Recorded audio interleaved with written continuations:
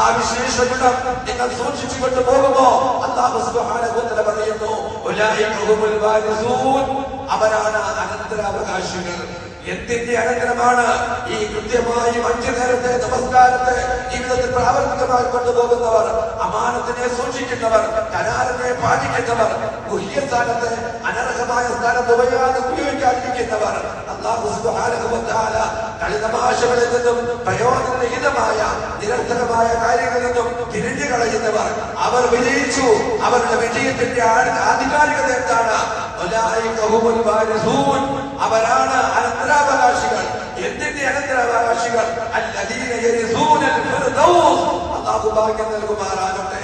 ഫിർദൗസ് ആകുന്ന സ്വർഗ്ഗത്തെ അല്ലാഹു സുബ്ഹാനഹു വ തആല അനന്തരമായി, അനന്തര സ്വത്തായി അവർക്ക് കൊടുത്തിരിക്കുന്നു എന്ന് പരിശുദ്ധമായ ഖുർആനിൽ സൂറത്തുൽ മുഅ്മിനൂൻ അല്ലാഹു സുബ്ഹാനഹു വ തആല എന്നോട് നിങ്ങളോട് ഉപദേശിക്കുമ്പോൾ, നിർദ്ദേശിക്കുമ്പോൾ, പ്രിയ മുഅ്മിനീങ്ങളെ, സഹോദരന്മാരെ, വളരെ തീരുമാനിക്കും. നിങ്ങൾ നിങ്ങളുടെ ഉടമസ്ഥരായ അല്ലാഹുവുമായി കരാർ ചെയ്യും. പള്ളിയുമായി, ഉസ്താദുമായി, സമൂഹവുമായി ഓരോരുത്തരെയും വിളിച്ചിരുത്തി നിർബന്ധിച്ച് ഞാൻ സത്യം ചെയ്യിപ്പിക്കാൻ തയ്യാറാകുന്നില്ല.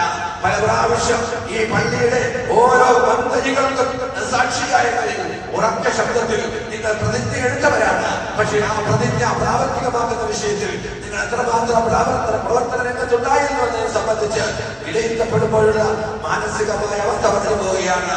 അതുകൊണ്ട് പുണ്യമായ റമദാൻ, സ്വർഗീയ കവാടങ്ങൾ തുറക്കപ്പെട്ട, സ്വർഗീയ കവാടങ്ങൾ തുറക്കമടക്കപ്പെട്ട ആ പുണ്യമായ റമദാനിലെ നാം നേടിയെടുത്ത ചോദിച്ച സ്വർഗം, അത് നിങ്ങൾ ചോദിച്ചത് നിങ്ങളുടെ മാനസികമായ ഉള്ളടക്കത്തിലാണെങ്കിൽ ആ സ്വർഗത്തെ നിങ്ങൾക്ക് അനന്തരമായി നൽകാം.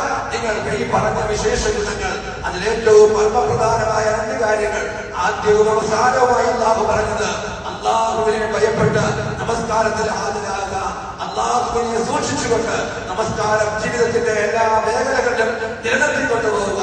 ഈ 2 വിശേഷ ഗുണങ്ങൾ ആരെങ്കിലും സൂക്ഷിച്ചാൽ ബാക്കിയുള്ള വിശേഷ ഗുണങ്ങൾ സ്വാഭാവികമായും അവരുടെ ജീവിത മേഖലകൾ ഉണ്ടായിക്കൊണ്ടേയിരിക്കും.